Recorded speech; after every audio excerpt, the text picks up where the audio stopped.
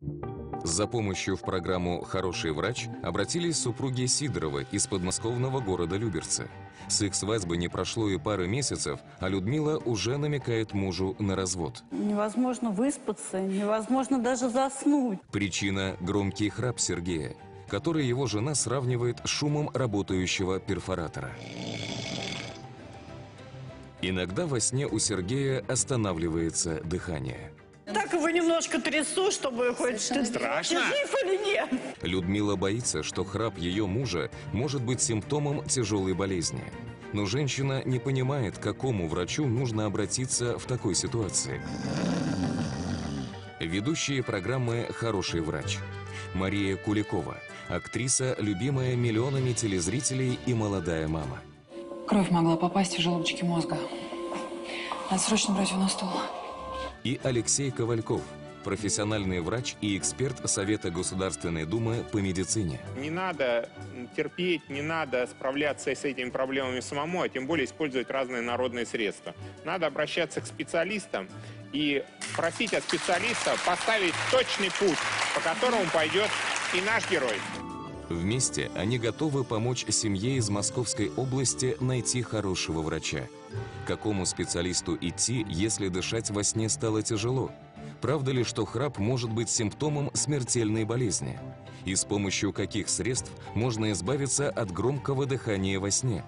А также новейшие методы исследования и лечения храпа в подмосковных поликлиниках и больницах. Смотрите прямо сейчас в программе «Хороший врач».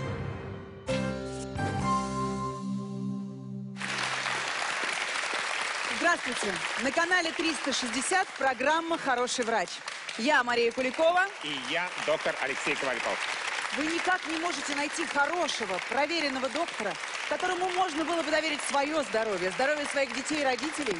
Самые лучшие, самые профессиональные врачи собираются в этой студии, чтобы помочь вам стать здоровыми. Сергей, а вы действительно считаете, что ваша супруга не придумывает это все? Может быть, ей все это кажется, может, она куда-то по ночам от вас Да нет. Она говорит правду, как бы, даже записала на телефон меня во сне и потом показала мне. А вы-то сами знали, что вы храпите? Ну, знал, что значения этому не придавал. Ну, храплю и храплю. А когда возникла проблема между нами из-за этого, тогда я решил... Ну, давайте посмотрим, как это было. Людмила, Давай. вы нам разрешите показать? Ну, Посмотрим? Да, пожалуйста. Хорошо? Да.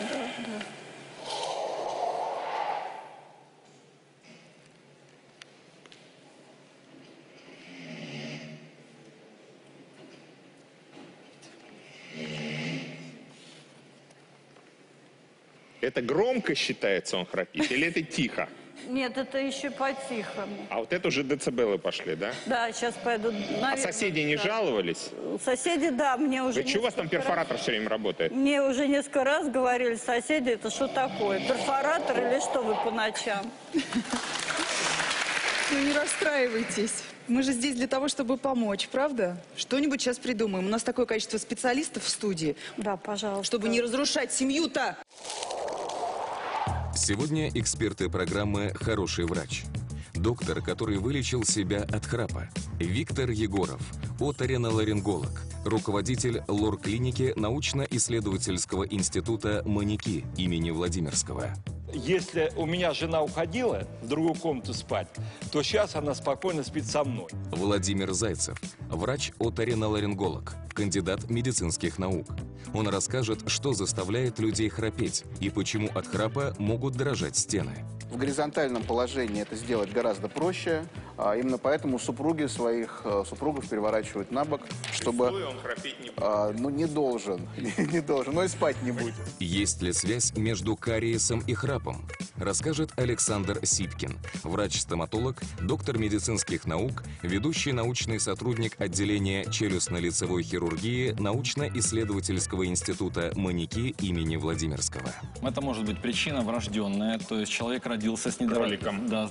Главный кардиолог Московской области Мария Глазер расскажет, чем храп опасен для сердца и как работают центры здоровья в Подмосковье. Можно обследоваться абсолютно бесплатно. Надо пойти в центр здоровья, и вам дадут совет, Какая подушка спасет вас от храпа, а какая не даст уснуть, расскажет врач-сомнолог Елена Царева. С точки зрения храпа, к сожалению, ваша подушка будет неэффективной.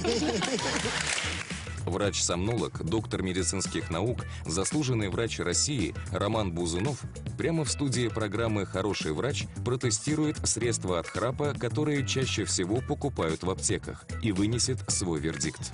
Вспомним детство. Да вы шутите. Соска, да? Похоже.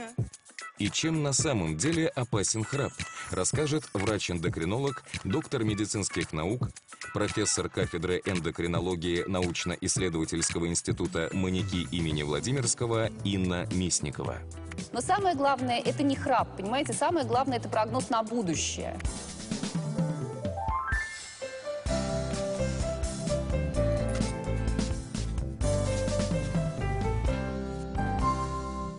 Вы знали, что проблема-то такая серьезная? Понимаете, что надо обращаться к врачам, что это заболевание? Потому что многие ходят и говорят, ну храплю, и чего тут делаешь? Ну мало ли, половина всех мужиков храпит, это нормально. Раз храпит, значит мужик. Или все-таки это медицинское заболевание? Ну, я думаю, наверное, заболевание какое-то. Ну, вы правильно думаете. Я хочу обратиться к профессору Виктору Ивановичу Егорову и спросить, а насколько серьезна эта проблема, о которой мы говорим? Стоит ли действительно обращаться к врачу или так, само рассосется, само пройдет? Храп – это, в общем-то, один из признаков одного заболевания, о котором мы скажем позже, которое проявляется дрожанием мягкого неба и проявляется звуками. Я не помню, кто-то из английских ученых сказал, что смейся, и будет смеяться весь мир. Храпи, будешь спать один. У нас есть еще один потрясающий врач, Лена Царева. Лен, может, он в неправильной позе просто спит? Алексей, ну часто так и бывает, но на самом деле сомнологи сталкиваются и с тем, что и на животе спят, и на боку спят, а все начинается со спины. И это самая начальная стадия проявления храпа. И если мы поймаем на этом этапе этот симптом, который нас беспокоит, ну, мы сможем справиться с ним быстрее и эффективнее. А вот когда храп возникает уже и в любом положении, то тут уже должен включаться врач. У нас есть сегодня в студии Роман Вячеславович Бузунов. Заслуженный врач, но, между прочим, заслуженный. Это не просто так. Бытует такое мнение, что храпят только полные люди. Вот худой, стройненький, и он никогда не храпит. Это вообще причина, может быть, излишний вес именно? Ожирение – это основная причина, просто банально жир сдавливает дыхательные пути, они становятся уже, и небо бьет со стеночки дыхательных путей. Но есть еще масса других проблем. Например, огромные миндалины или аденоиды у детей. Есть храпящие дети. Это тоже храпящие дети? Храпящие дети. 2% всех детей храпит достаточно сильно. Бывает строение нижней челюсти, смещенная назад нижняя челюсть. То есть так или иначе причин храпа их больше десятка. Мне хочется понять последовательность, специалисты. Скажите мне, к какому врачу надо идти сначала? Врачу общей практики или терапевту, который в состоянии в комплексе оценить больного или человека, который обращается, и направить к тому, иначе будет ходить к стоматологу, к сомнологу и так далее. И каждый будет на себя перетягивать. Да, надо сначала вот вообще понять, Сергей, что а вы давно были у терапевта? Давно. Приходите вы к терапевту, он говорит, температура есть, давление есть, там на что жалуешься? Я храплю. А вы знаете, вот я вам хочу сказать, может быть, надо пойти в центр здоровья сначала, где посмотрят, скажут, вот у вас это не так, это не так. Неужели в области есть такие центры? Ну, везде, во всех поликлиниках. И много их? Есть. Поликлиники? Да. С ОМС можно прийти, да. Бесплатно? Без бы ни было жалоб, тебя обязаны посмотреть. У нас народ имеет неправильное представление, что только за платно и только в каких-то необыкновенных центрах. Не, мы привыкли, район, да, мы привыкли, вот но неправильно. У нас Сережа в Люберцах живет. Скажите, пожалуйста, там поблизости в Люберцах есть хороший пожалуйста, центр? конечно. Очень Городская хорошо. поликлиника, можно пойти, можно обследоваться абсолютно бесплатно. Надо пойти в центр здоровья, и вам дадут совет. Все идем к терапевту. Вы знаете, вот стоматологи говорят, что вся причина в нарушении прикуса. И у нас сегодня есть эксперт, который, я думаю, может пролить свет на это. Пожалуйста, проходите, расскажите нам. Здравствуйте. Действительно, проблема храпа – это многофункциональная проблема, и одной из причин является нарушение тонуса мышц и мягкого неба, и мышц дна полости рта за счет неправильного положения челюстей. В частности, за счет ретропозиции нижней челюсти. Что такое ретро? Ретро это старое. Ретро это значит назад. Как она вот реально, покажите, как она не должна быть? Она не должна быть, скажем, вот так. А, вот так сзади. далеко. Ну это самые красивые. Да. То есть она должна быть чуть впереди. Так, и если она совсем вот так, тогда что делаем? Если она совсем вот так, это может быть по нескольким причинам. Это может быть причина врожденная, то есть человек родился с кроликом. Да, скажем так. Бывают проблемы приобретенные, это травма. Владимир Михайлович Зайцев, лор-врач высшей категории, который знает волшебный способ продемонстрировать человеку, что такое храп и как это происходит внутри нас. Я прав? Совершенно верно. Тогда я вас приглашаю сюда показать нам это. Сейчас посмотрим. Храп по-научному называется ронхопатия, но по сути это низкочастотные звуковые колебания. Выдыхаемый воздух проходит мимо задней стенки глотки мягкого неба, и мягкое небо, как флаг на ветру, То есть, флотирует. по идее, я должен вот отсюда встать и дуть на него, да? При движениях мягкого неба возникают неприятные низкочастотные звуковые колебания. При этом задняя стенка глотки и мягкое небо соприкасаются. В горизонтальном положении это сделать гораздо проще. Именно поэтому супруги своих супругов переворачивают на бок. То есть стоя он храпеть не будет, если Ну, не будет спать. должен. Не должен, но и спать не Вы будет. не пробовали, Сергей? Спать стоя? Ну что, это все у вас Вы впереди. знаете, мне Ну, кажется, сейчас что он и стоя объясним будет это. спать. Да. Но, тем не А менее. почему он не слышит во сне? Потому что Весь для- дом встает на уши, а он спит как бульдозер. Потому что вот такая вот психология человека. Сам пациент не отмечает тяжести своего заболевания, но она действительно... То есть я понял, что храпит тот человек, у которого есть какие-то нарушения в прохождении воздуха через нос. Это одна из причин. Вообще часто обращаются с этой проблемой? Обращаются часто. Бывает, что и не обращаются, понимают, что это не так все просто, но предполагают, что за этим будет следовать лечение, а бывает, что это их лечение хирургическое, это отталкивает. это пугает. Хирургическое? Ну, конечно, с этим нужно решать вопрос порой хирургический. Мужчина увидит шприц и сразу бежит в сторону, а вы ему про хирургию начинаете. Конечно. Смотрите, какие глаза сразу стали. Он Не прямо сразу бойтесь, напрягся. подождите, сейчас будем разбираться. Если это искривленная перегородка носа, причем сильно искривлена и функция носового дыхания нарушена, то придется соперировать перегородку носа. Перегородка носа и носовая раковина практически соприкасаются, воздух уже не может проходить через... А эти носовые раковины можно чем-нибудь посмотреть?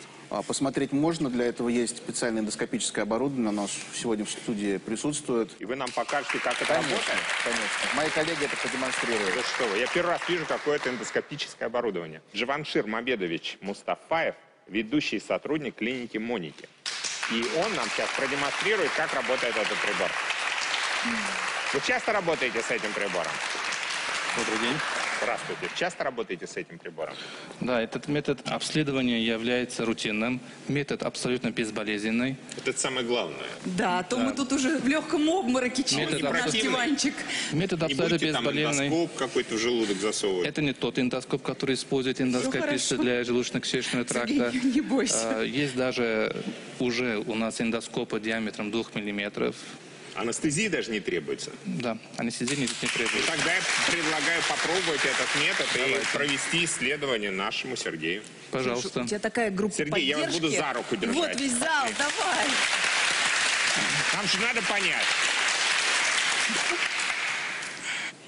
Ложитесь, Сергей. Расслабьтесь. Будет не больно. Мы вас будем держать. Руки привяжем сейчас. Ремни принесите в студию. Нет, нет, нет. Пульс участился. Да? Так, внимание, не глубоко. В данном случае мы используем эндоскопию с помощью жесткого эндоскопа. Смотрим первоначально одну половину носа. Уже можно увидеть, что у пациента была травма. Линия перелома, перегородку носа мы видим. А вот это носовая раковина, нижняя носовая раковина. От меня с Люда, правой скажите, стороны. пожалуйста, Сережа ломал Вот, нос? как видно, Скорее всего. нижняя носовая раковина Ага, сейчас пациента мы у него увеличена в спросим размерах. подробнее. Сейчас посмотрим правую сторону. Не страшно, Сергей? Можно четко увидеть, что у пациента перегородка носа искривлена в правую сторону. Искривление довольно выраженное. Тяжелая деформация перегородка носа, которая требует хирургической коррекции. Все-таки хирургия, операция. И можно уже предлагает. уверенно сказать, что у пациента одной из причин храпа является его деформация перегородки носа. Сергей, по носу часто лупили? Детская комната милиции, все дела, уличные драки, 90-е годы. Ну, было дело. Было, все было. Приходится расплачиваться. Но я думаю, что мы хирургии будем прибегать. Ну, Или давайте попробуем вернемся к хирургии альтернативное в конце лечение. программы. Потому что, мало ли, может быть, нам предложат какие-то обалденные волшебные способы. А есть такие способы? А я не знаю. Вот будем сегодня выяснять. Риноскопия, то есть исследование пазух носа с помощью эндоскопа, один из самых доступных методов обследования пациента, которым пользуются современные врачи-отоларингологи. Сегодня практически все клиники оснащены необходимым диагностическим оборудованием, поэтому, чтобы попасть на исследование, достаточно записаться на прием к специалисту в поликлинике по месту жительства. Далее в программе «Хороший врач». Неужели операция – единственный способ избавиться от храпа? Дрелью будете высверливать? Нет, я могу открыть одну тайну. Я раньше тоже боялся. У меня самому было искривление перегородки носа. Вот это подробнее. Стоит ли доверять средствам от храпа, которые можно купить в аптеках без рекомендации врача? Может ли подушка вылечить храп? И как профессиональные врачи относятся к домашним методам избавления от громкого дыхания во сне? Знаете как, это для супруги. Как только начинает храпеть, А лучше всегда, да? бьешь. Супруга Сергея Сидорова расскажет, что кроме храпа мешает ей спокойно спать рядом с мужем всю ночь. Иногда у него бывает такое, что... Как будто вообще человек перестал дышать. Да, как будто он перестал дышать. Я даже иногда просыпаюсь и... И что делаете в этот Ну, момент? вот так его немножко трясу, чтобы хоть... Страшно. Ты жив или нет? После короткой паузы в программе «Хороший врач». Для того, чтобы заглянуть несколько глубже, глубоко, мы отправили Сергея на компьютерную томографию, которая сделает полный снимок, что там действительно происходит. Для того, чтобы выяснить, есть ли у Сергея патология носоглотки и верхних дыхательных путей, он проходит компьютерную томографию. Для этого исследования не требуется никакой специальной подготовки. Оно абсолютно безболезненно и длится меньше минуты. Нужно просто лечь на кушетку и расслабиться. Компьютерный томограф представляет собой вращающееся кольцо, через которое во время обследования проезжает кушетка с пациентом. В кольцо встроена рентгеновская трубка. Луч-рентген двигается на очень высокой скорости, сканирует тело человека, а компьютер формирует изображение исследуемого органа в формате 3D.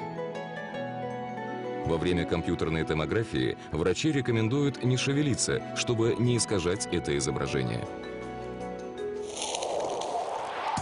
Направление на проведение компьютерной томографии в областном клиническом институте имени Владимирского может получить любой житель Подмосковья. Достаточно обратиться к своему участковому врачу.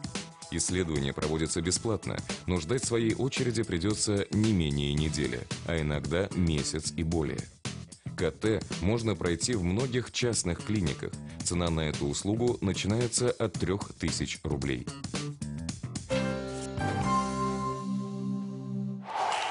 Сергей, страшно было? Не боялись в эту трубу въезжать? Ну, страшно поначалу было. Виктор Иванович, что обнаружилось в результате исследования? Искривление носовой перегородки. Недостаточно поступает воздух в пазухи. Так. Вследствие этого возникает утолщение слизистой. И? Компьютерная томография подтвердила ту эндоскопическую картину, которая имеется на эндоскопии визуально. Посему на данный момент я думаю, что как бы мы ни хотели, при данной патологии ему, в общем-то, операция, я сразу скажу, показана. Здесь абсолютное показание есть. А скажите, пожалуйста, какая операция? Болезненная? Ну, я думаю, что в настоящее время медицина пришла к тому, что мы... Что все не так страшно, как нам сейчас на этом диванчике кажется. Я даже могу... Дрелью будете высверливать? Нет, я могу одно сказать, открыть одну тайну. Я раньше тоже боялся, у меня самому было искривление перегородки носа. Вот это подробнее. Ну, я вам могу сказать, я тоже боялся, как и вы. Но я пошел на операцию, могу сказать, Сережа, не бойся, не больно. Абсолютно спокойно все пройдет. Скажите честно, вы теперь не храпите? Ну, если у меня жена уходила в другую комнату спать, то сейчас она спокойно спит со мной. Храп уменьшился. Хорошо. С ее слов, 4 раза. Почему? Стены не дрожат, жена стены спит не рядом. дрожат. Искривление носовой перегородки – самая распространенная причина храпа. В таком случае лор-врач назначит пациенту хирургическую операцию, которая поможет выровнять форму перегородки в носу. Операция по выравниванию носовой перегородки называется септопластика. Направление на операцию в лор-клинике Маники имени Владимирского жителю Московской области может выдать только главный врач его районной поликлиники после проведения всех необходимых анализов. В частных клиниках пациента примут без направления и страхового полиса. Но перед операцией хорошие врачи проведут нужные исследования и только потом возьмутся оперировать. Цена на операции в частных клиниках Москвы и Подмосковья начинается с 30 тысяч рублей. По статистике, 80% пациентов, получивших оперативное вмешательство, избавились от храпа навсегда. Однако остальным 20% этот метод лечения не помогает.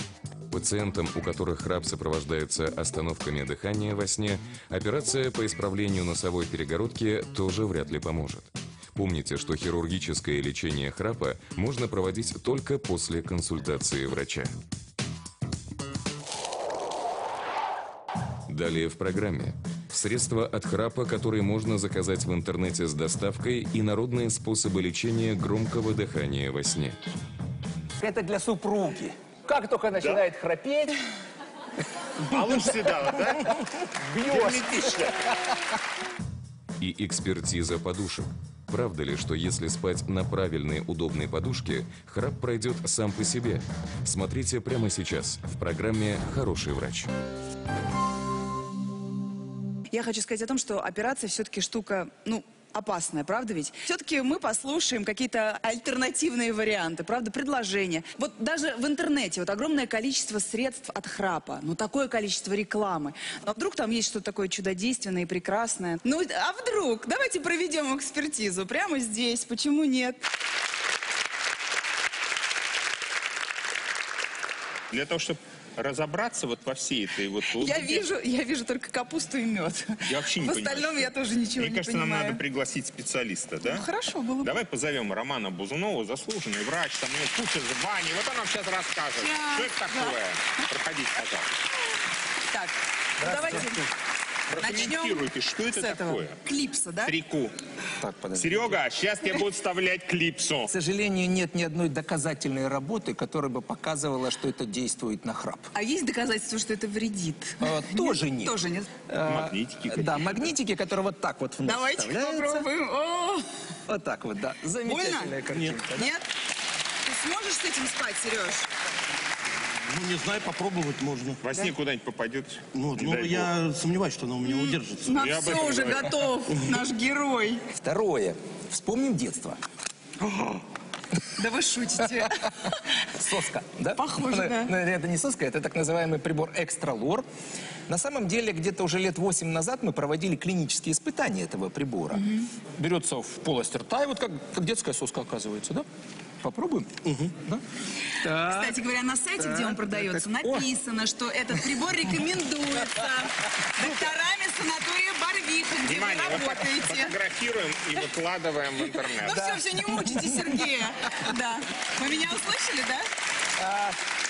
Помогает при неосложненном храпе. То есть вы подтверждаете, что При неосложненном рекомендуется? храпе, когда у нас нет полного спадения дыхательных путей. Так как здесь носовое дыхание не очень нормальное, то я бы все-таки на данный момент этому пациенту не порекомендовал бы его А применение. он не задохнется с такой клипсой? во Нет, рту? ничего страшного. Нет, задохнуться невозможно, но есть своя достаточно, так сказать, вот ограниченная группа пациентов, которым это может помочь. Есть несколько спреев, я думаю, штук 5 я знаю, разных спреев от храпа. Так. На самом деле это немножко дезодорирующие, смягчающие, смазывающие смеси на основании различных масел. Ну и может противовоспалительных каких-то... То есть смазать, чтобы воздух проходил? Но химии нет никакой? Когда человек дышит ртом, да, соответственно, сохнет слизистая, язычок тоже сохнет, скребет о глотку. И, Язычок это соответственно, маленький, да, маленький сверху? язычок, да. И, соответственно, немножко облегчается ситуация, тоже действует при неосложненном храпе. Без падения самих дыхательных путей. То есть попробовать можно? Попробовать можно, станет Увлекаться не легче. надо. Хорошо. Если не помогло, значит, наверное, ситуация просто более тяжелая или какие-то другие причины. А вот есть капуста и мед. Капуста на лысину смазать. Ну, это, знаете как, это для супруги. Как только начинает храпеть... А лучше всегда, да? Бьешь. Но на самом деле разные есть рецепты. Собственно говоря, капустный лист, он как бы обладает таким противоотечным действием на самом деле. На коленки иногда его прикладывают, да, при отеке. А ему куда надо? А если, соответственно, делаешь смесь с медом и капустным лицом, и тоже или пьешь, или глотаешь, или полоскаешь, тоже обладает таким То есть это дезодорирующим, вот не противовоспалительным прикладывать, действием. а именно вот смесь. Мне кажется, вот принципиальное значение заключается в том, что когда мы делаем операцию, мы устраняем причину. А когда мы вот боремся с этими штуками, мы снимаем симптом, а причина все равно остается. Можно ложку дегтя в бочку меда. Да. Последние 3 года все ведущие лор-центры, как зарубежные, так и наши, показали, при легких формах храпа вмешательство на носу помогает, при тяжелых формах может не помочь. То есть нужно еще более глубокое Опять же, нужно обследование, определение причин и тяжести, сочетание и определение тактики лечения. Иногда методов, последовательности методов или комплекса методов, которые помогут. Вы меня прям напугали. Этому конца края не будет. А потом вы скажете, что все проблемы от геморроя. Конечно. Спасибо вам большое. Спасибо большое. Вы нам прямо свет пролили на все это. В самом начале Елену Цареву, нашего уважаемого и редкого специалиста-сомнолога, мы спрашивали о том, влияет ли поза на храп. Но давайте уже в комплексе посмотрим сон человеческий, да? Поза от чего зависит? От одеяла, подушки и, конечно же, матраса. Я думаю, что нам нужно провести некий наглядный эксперимент, чтобы разобраться. Может быть, причина все-таки в этом? Подушку, что ли, будем смотреть? Да. Ассистенты, принесите нам подушки, будем разбираться и в этом тоже. Врач, сомнолог Елена Царева. Прошу, выходите, расскажите нам. Вот у нас есть ортопедический матрас. Это Супер. чудесно. Вот у нас есть подушки. Рассказывайте, как нам вылечить храп. Сергей, идите сюда. Мы будем сейчас Мы вас сегодня замучаем. испытывать на вас подушки. Что делать? Сергей, устраивайтесь на нашем матрасе. Ребята, после клипсы ему уже ничего не страшно. Подушка, тем более своя, да? Она же не страшная. А, это Сережина личная подушка? Да, я знаю, что это ваша подушка. Ага. Сергей, может быть, вы расскажете пару слов о ней? Любимая подушка. Подушка как подушка. Как давно она у вас живет? Больше года? Около. Подушка ей полугода нету. Ну, как Из нам чего она сказали, сделана? что это бамбуковая. На самом деле, я, конечно, не знаю, что это там Хорошо, внутри. но по ощущениям достаточно мягкая. Сергей, Ну да. расскажите, удобно ли вам спать на ней? Ну Приляпьте. да, довольно-таки удобно. Так. И это видно, что удобно. Сергей, а если перевернуться на спину? То есть особых затруднений у вас не возникает. Вам удобно и так, и так. Да. Что могу сказать про эту подушку? Ну, во-первых, подушку надо менять регулярно, и скоро подойдет как раз срок этого мероприятия. Где-то раз в год это нужно делать обязательно, потому что она впитывает в себя все, что можно. Меньше вероятности, что у вас будет аллергия. С точки зрения храпа, к сожалению, ваша подушка будет неэффективной.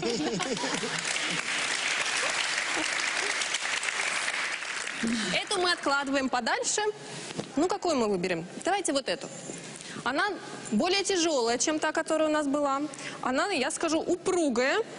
Прилягте, примерьте ее. Как ощущение? Удобно. А если перевернуться на бок, И на боку тоже удобно. и вы подкладываете руки под голову? Ну, как правило, одну только. Это говорит, как правило, о том, что высоты немножко не хватает, и голова находится в неправильном положении. Как врач не могу ее рекомендовать. К сожалению, пока ни одна подушка не прошла экспертизу. Вот примерьте. Повернитесь на бок. Будет ли какая-то сложность в повороте на спину? Руку хочется подложить? Ну, как-то не знаю. Уже, наверное, поменьше, да? Ну да. А на спине? Ну и на спине тоже лучше. Вполне. Если бы у вас не было храпа, ее можно было бы использовать Просто как удобную подушку. как удобную подушку. Ведь От это храпа основной. не Но от поможет? храпа, к сожалению, нет. Ну, очень часто же в магазинах говорят, вот, возьмите, поможет от храпа. Такое, И в у нас принципе, есть бывает. такая А, подушка. есть? Обратите внимание на ее форму. Она не самая выраженная, но принцип у нее отражает тот факт, который нам нужен. Это ортопедическая подушка, которая имеет валики для спины и для шеи. То есть она физиологично оптимальна человеческому изгибам человеческого тела? Да. Примерьте ее на себя. Комфорт? Вам, наверное, непривычно, да, без руки будет спать? Сейчас хочется сделать вот так. А по-моему, вот сейчас вам на боку комфортнее, чем на спине было, да? Я сделаю свое ноу-хау подушки. Вы сложите ее вдвое? Вот так, Серега, ложитесь сюда. И вот так. И вот сюда еще валик. И он будет вечно спать так. Спасибо, Лена, большое. Сереж! Все было очень интересно. Сереж, тебе-то какая подушка больше понравилась? Вот эта, да? Ортопедическая, будем знать. Чуть ранее в программе мы говорили, что храп – это не заболевание. Это симптом какого-то заболевания. Так давайте разберемся, о чем же, собственно, идет речь. Действительно, храп может быть симптомом нарушения дыхания во сне, которое по-другому называется апноэ сна. Когда мы спим, мы расслабляемся, у нас расслабляются мышцы. И это может приводить к тому, что у некоторых людей расслабляются излишне мышцы глотки, и не происходит нормальный вдох. И у человека возникают паузы в дыхании. Паузы в дыхании приводят к кислородной недостаточности. И вот это ведет к целому ряду проблем. То есть повышается риск сердечно-сосудистых заболеваний. Повышается, как это ни странно, риск набора массы тела. То есть мы поняли, из-за чего полнеют люди. Это одна из причин, может быть. Инна Владимировна, скажите, пожалуйста, а это часто заболевание встречается или так, один случай на миллион? Оказалось, что это встречается достаточно часто. Примерно 10% взрослого населения, по некоторым даже где-то до 15-17%, имеют апноэ сна. Мужчины действительно чаще, к сожалению, страдают этим заболеванием. Ну, для женщин, может быть, к счастью. Ага. Да. Так, хорошо. Поэтому нужно как же обращать внимание на понять наших человеку, мужчин? обычный храп у него или вот это самое заболевание апноэ? Что нужно сделать? Анализ какой-то сдать или обследование пройти? Люди не высыпаются. То есть утром Сергей, чувствуют себя высыпаешься? разбитыми, Бывает, не что нет. выспавшимися. Бывает, что нет. Имеется избыточная дневная сонливость. Также может повышаться давление, особенно в ранние утренние часы.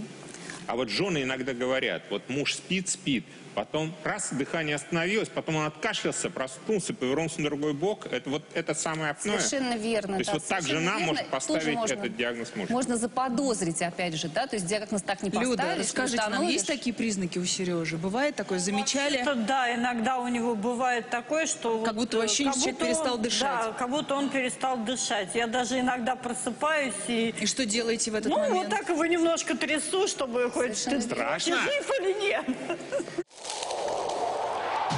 Смотрите далее в программе «Хороший врач». Шокирующие результаты медицинского обследования. Пока только храп слышен. Децибелы, между прочим, как у этого работающего пылесоса. Может ли банальный храп быть симптомом тяжелого заболевания? Как оказать больному первую помощь? Просто вы сейчас замерли в обязательно. ужасе на диване. Вы расскажите и Сереже, и люди, и мне, что это лечится, что это не смертельный приговор, да? Правда ведь? И какое решение вынесет медицинский консилиум прямо в студии программы «Хороший врач»? Мы будем следить за этой историей болезни, а точнее историей излечения. Смотрите после короткой паузы, только в программе «Хороший врач».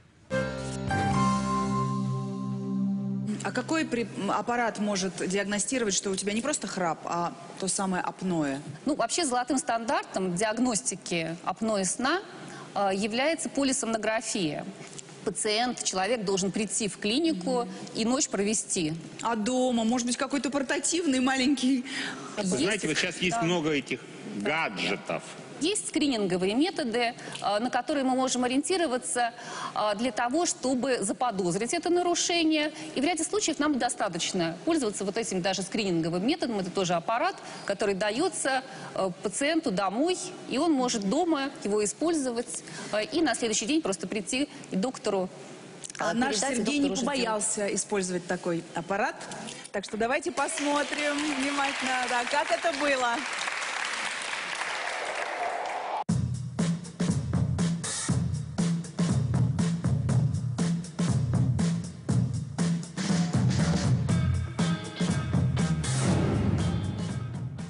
Для того, чтобы диагностировать нарушение сна и нарушение дыхания во сне, проводят специальное исследование. Это исследование проводится в домашних условиях. То есть вы как часы одеваете их на руку, одеваете вы его непосредственно, когда уже собираетесь спать.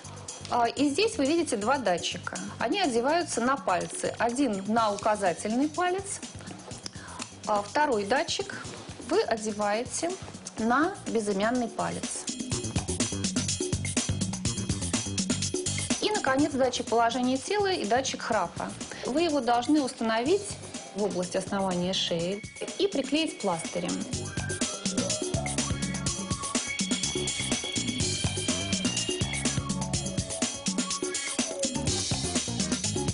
И таким образом, благодаря этому прибору, мы с вами увидим, есть ли у вас нарушение дыхания во сне, как вы долго и как громко вы храпите, и посмотрим фазы вашего сна.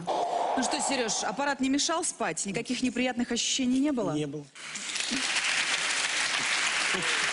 Ну, сейчас посмотрим, что засняла наша камера, когда Сергей спал с аппаратом.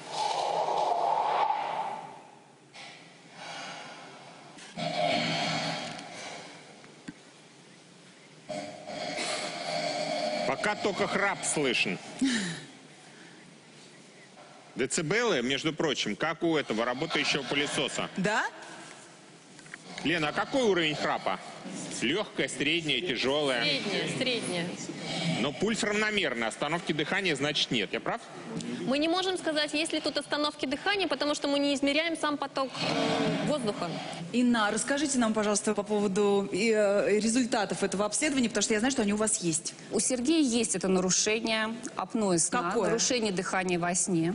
Ага. То есть у него за час 33 в среднем остановки Это дыхания. много, да? И За час. не надо пугаться. Не потому надо что, пугаться. Да, пугаться Сергею не нужно совершенно. А бывает хуже? Бывает хуже. Я не могу сказать, что это легкая степень, и даже средняя, это мы уже говорим о тяжелой степени, потому что от 30 и выше это тяжелая степень. Поэтому нельзя пустить это на самотек. И нужно лечить это нарушение. И у Сергея, конечно, уже есть некоторые признаки, вот, да, то, что вес повышен, да, этим нужно Инна, заниматься. просто мы сейчас замерли в ужасе на диване. Вы расскажите и Сереже, и люди, и мне, что это лечится, что это не смертельный приговор, да? Правда ведь? Конечно, конечно. Вот, Я уже об этом конечно. сказала, что Сергею не нужно пугаться. И лечение здесь, по-видимому, должно быть комплексным. Я думаю, что лечение должно быть с помощью так называемой СИПАП-терапии.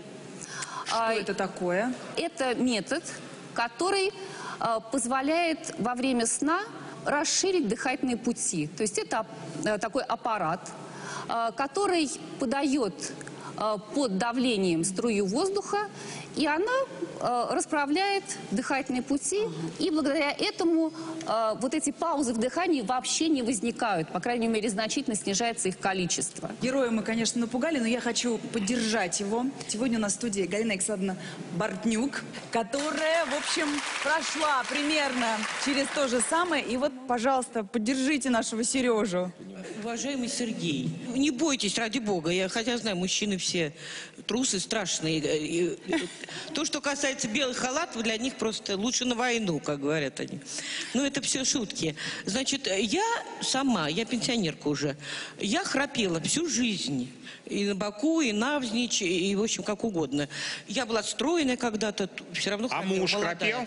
Да он тоже подхрапывал, но потом я не слышала, что он храпел, а он не слышал, что я.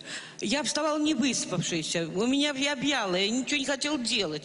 Я днем ложилась 2 раза спать, по часу, по 1,5. Но, значит, все-таки нужно это лечить и справляться с этим. Иначе По-моему, вы нашего героя еще больше запугали. Это самое, потому что можно умереть во сне, понимаете? Ну все. Умереть во сне запросто. Так что делать, чтобы этого не произошло? Нужно купить СИПАП. Что это? Вот это та самая, вот от него маска. А покажите, как она работает. Мы хотим лицезреть. Как у аквалангиста. Я до конца не одела, он подгоняется индивидуально, тут вот специально резиновые штучки. А вот в этой маске надо спать, но это же некомфортно. Я первые 2 дня не могла. Снимала ночью во сне, она мне мешала. Ну, может, 3 дня. Потом я раз в неделю стала снимать. Сейчас 2-й месяц я сплю с этим аппаратом. Я не представляю, как я раньше без него жила, я вам клянусь. Я днем не сплю, не клюю носом. И утром встаю бодрая, как вообще. Я вам передать не могу. Аппарат используют в домашних условиях. Вот в Люберцах, где живет наш герой, есть такой аппарат?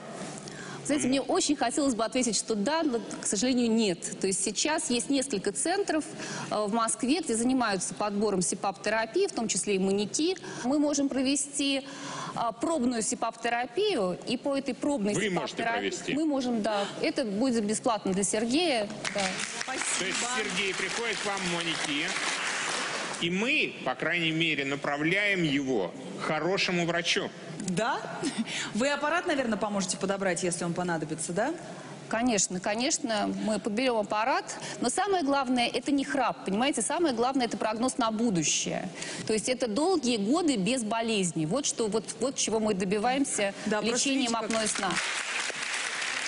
Позвольте минуточку одну сказать. Можно я еще? Да, пожалуйста. С самого начала здесь установлено искривление носовой перегородки. Почему мы говорим о СИПАП-терапии как первом методе лечения? Мы имеем причину... Мария Генриховна, а вы что предлагаете? Я предлагаю сначала исправлять дефект, который есть, который явный. Согласны? Я хотел бы вам сказать, лечение должно быть комплексным. И вначале надо избавиться от той патологии, которая имеется в верхних дыхательных путях. Желательно после операции провести СИПАП-терапию. После операции? Да, еще больше хочу сказать.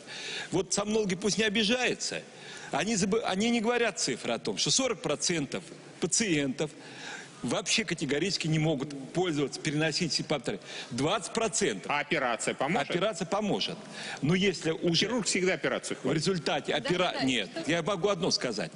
При наличии патологии верхних дыхательных путей, храп в любом случае и апноэ уменьшится. Я могу сказать однозначно своего опыта. Только знаете, вот у каждого врача свое мнение. И сколько врачей, столько и мнений. Совершенно мне кажется, главное мнение, которое, я думаю, коллеги все поддержат, что не надо терпеть, не надо справляться с этими проблемами самому, а тем более использовать разные народные средства. Надо обращаться к специалистам и просить от специалиста поставить точный путь, по которому пойдет и наш герой.